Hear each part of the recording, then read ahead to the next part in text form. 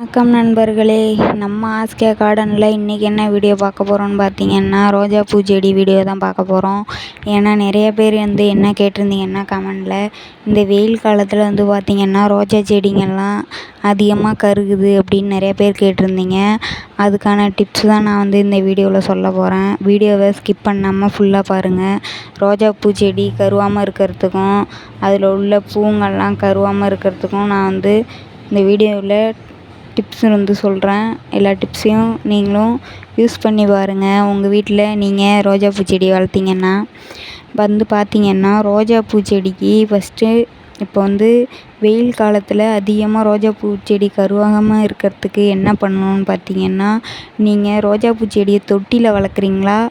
அப்படி வளர்த்திங்கன்னா அதை பார்த்திங்கன்னா கார்டன், உங்கள் வீட்டில் கார்டன் இருந்தால் அதில் வளர்க்குற மாதிரி பாருங்கள். தொட்டியில் இருந்தாலே ரோஜா பூச்செடி பார்த்திங்கன்னா கருக ஆரம்பிச்சிடும் வெயில் காலத்தில். அதுக்கு நீங்கள் என்ன பண்ணுறீங்கன்னா, உங்கள் வீட்டில் யூஸ் பண்ண தயிர் இருந்ததுன்னா, அந்த தயிர், புளிச்ச மோர், இந்த மாதிரி வீணாக போகிறதெல்லாம் இருந்ததுன்னா ரோஜா பூச்செடியில் அடியில் ஊற்றுங்க.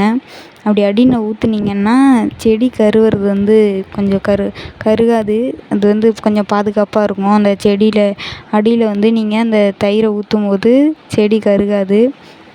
நிறைய பேர் இன்னொன்று என்ன கேட்டிருந்தீங்கன்னா, ரோஜா பூ முக்கு அப்படியே கருகி கீழே விழுவுது அப்படின்னு நிறைய பேர் சொல்லியிருந்தீங்க. அதுக்கெல்லாமே பார்த்திங்கன்னா, உங்கள் வீட்டில் யூஸ் பண்ணுற வெங்காயத்தோலையும் பார்த்திங்கன்னா ரோஜா பூச்செடி அடியில் கொட்டுங்க. அதுவும் பார்த்திங்கன்னா வெயில் காலத்தில் ரோஜா பூச்செடிக்கு எந்த ஒரு பாதிப்புமே வராமல் நல்ல உரமாக இருக்கும். இன்னொன்று பார்த்திங்கன்னா, வீட்டில் யூஸ் பண்ணுற முட்டைத்தோல், அந்த முட்டைத்தோல் அதெல்லாம் அப்படியே காய வச்சு அதையும் பொடி பண்ணி ரோஜாப்பூ அடியில் போடுங்க. ரோஜா பூச்செடி அடியில் முட்டைத்தோலையும் போடலாம். அப்புறம் பெருங்காயம் ஊற வச்ச தண்ணி, கட்டி பெருங்காயம்லாம் ஊற வைப்பீங்கள்ல, அந்த தண்ணி ரோஜா பூச்செடி அடியில் ஊற்றுங்க. இந்த டிப்ஸ் எல்லாமே பயன்படுத்தி பாருங்கள்.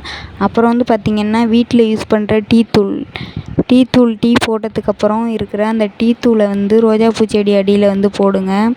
அப்படி போடுறதன் மூலயமா ரோஜா பூச்செடி நல்லாவே முக்கு வச்சு நிறையாவே பூக்கும். இந்த டிப்ஸ் எல்லாம் நீங்கள் பயன்படுத்தி பார்த்துட்டு நீங்களே கமெண்டில் சொல்லுவீங்க.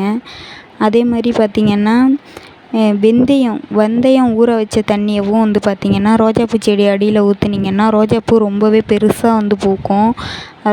ரோஜாப்பூ முக்கும் கருவாது அந்த வெயிலுக்கு தாக்கத்தினால. அதனால் வெந்தயம் ஊற வச்ச தண்ணியவும் பார்த்திங்கன்னா அதில் ரோஜா பூச்செடி அடியில் ஊற்றலாம். இந்த டிப்ஸ்லாம் பயன்படுத்தி பார்த்துட்டு நீங்களும் கமெண்டில் சொல்லுங்கள். வெயில் காலத்துக்கு ரோஜா பூச்செடிக்கு தண்ணி அதிகமாக ஊற்றுங்க. எப்போவுமே தண்ணி ஊற்றிட்டு இருந்தீங்கன்னா தான் காயாது செடியும். ஏன்னா வெயில் ரொம்பவே அதிகமாக இருக்குது. கார்டனில் அதே மாதிரி நீங்கள் மாடி தோட்டத்தில் வச்சுருக்கீங்க, அதாவது தொட்டியில் வளர்க்குறீங்க அப்படின்னா ஒரு நிழலாக பார்த்து வைங்க. இது ஏன்னா வெயில் காலம், ரொம்ப வெயிலில் இருந்தாலும் ரோஜா பூச்செடி வீணாக போயிடும். அதனால் நல்ல நிழலாக பார்த்து வைங்க மாடி தோட்டத்தில் வச்சுருந்தீங்கன்னா. பார்த்திங்கன்னா, இந்த டிப்ஸு பயன்படுத்தினதுக்கப்புறம் மறக்காமல் கமெண்டில் சொல்லிட்டு போங்க.